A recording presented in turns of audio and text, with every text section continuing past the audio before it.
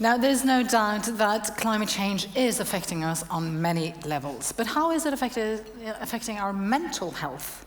And are some groups affected mentally more by climate change than others? And these are just two topics that Susan Clayton knows a lot about. She is professor of psychology at the College of Wooster in Ohio, in the US, and her research evolves around people's relationship with their natural environment. She was also a lead author for the chapter describing health, well-being, and the changing structure of communities in the recent IPPC report. Now, some of you may have seen her during the day sitting in the front row.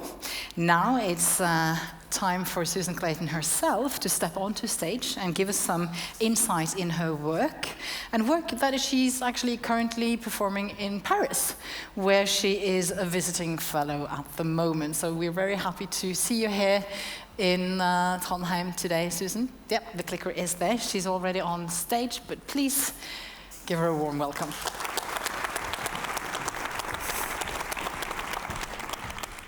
Interesting. I noticed that it says 7 minutes, and you very clearly said 8 before.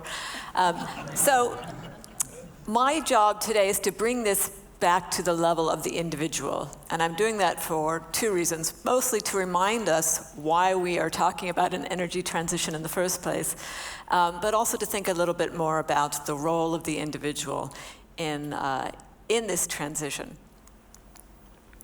So as a reminder, well, maybe it's not a reminder for everybody, we know climate change is a great concern, and it's a great concern because of the impacts it has that we can experience ourselves: extreme weather events, high temperatures, changes in the local landscape, such as increasing sea levels, melting permafrost, and so on.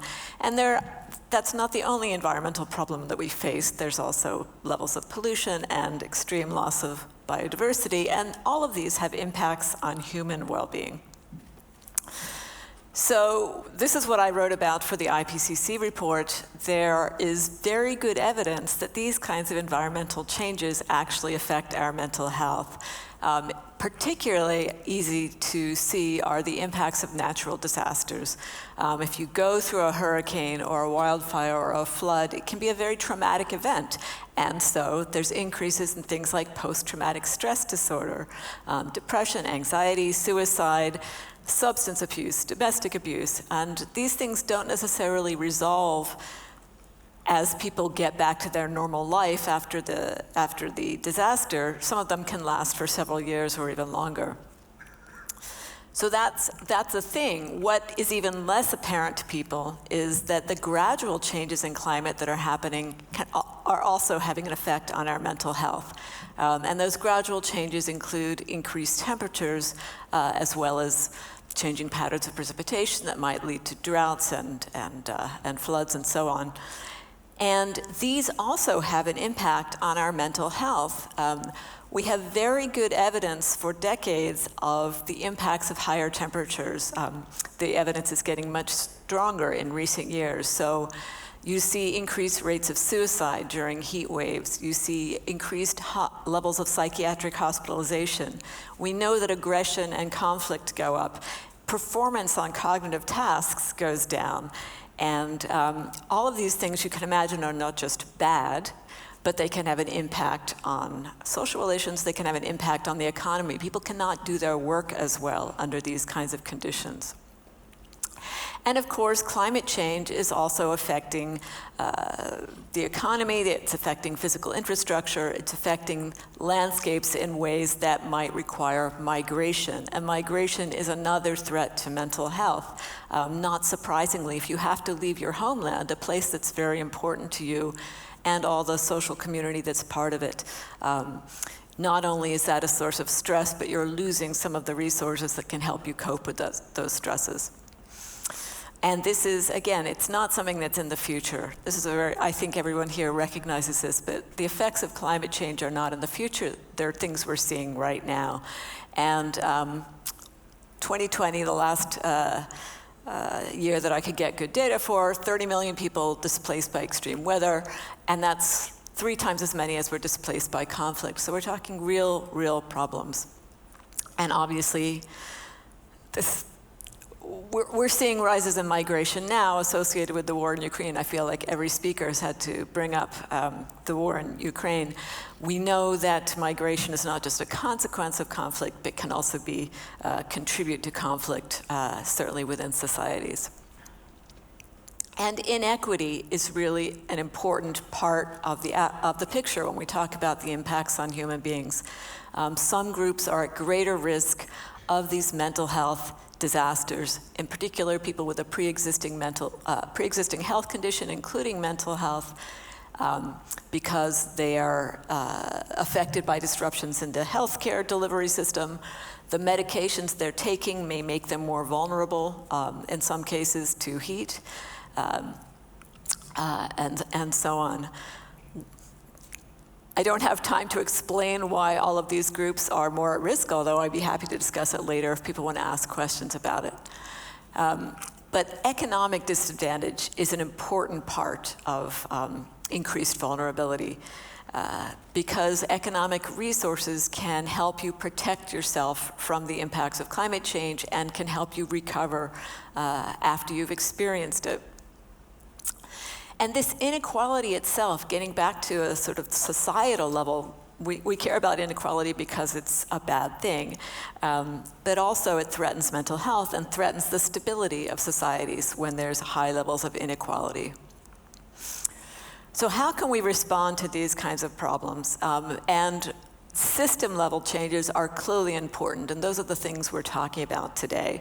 I just took screenshots of some of these examples. There are cities around the world that are planning to be able to respond to climate change. These came from Washington, D.C., so there's the website. You can, at a system level, we need to have more support for mental health services, all health services, and particularly mental health services.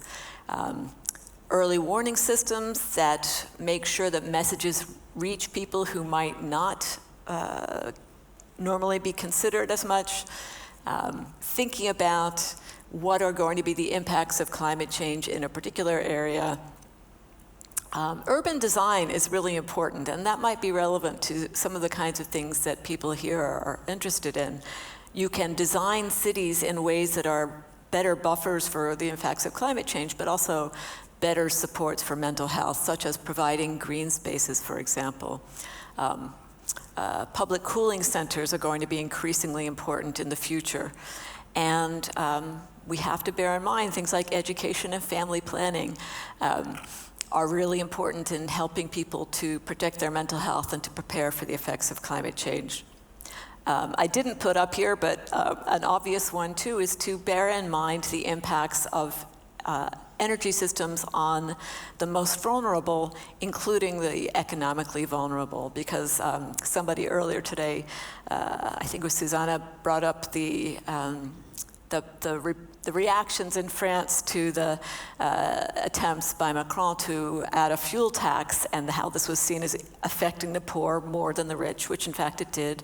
And so there were lots of riots. So there can be these unintentional consequences of positive policies that have an impact more on the most needy. But individual behavior is also important for us to think about. So I'm just kind of throwing this out here as a psychologist, that individuals do have a role in responding to and participating in societal transitions. And that can include preparing for things that might happen, can include adapting.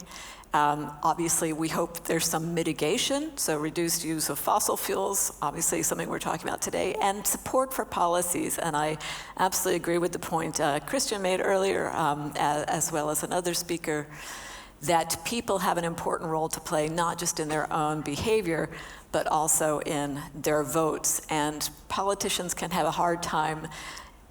They can create the policies, but if people don't necessarily follow them, so you do need public support. So my last slide, we need to think about how to bring people on board in the transition. We need to think about messaging, and I think the next speaker may be talking about this. Tell people personal stories, recognize their own costs and benefits and how they're being affected by these transitions. Harness the power of social norms, which are incredibly powerful, much more powerful than financial incentives in many cases. and really bear in mind justice as a goal and justice as an argument, because people like to, they're capable of distorted thinking about what justice is, but they do generally try to do what's just. And that's my last slide. Thank you so much.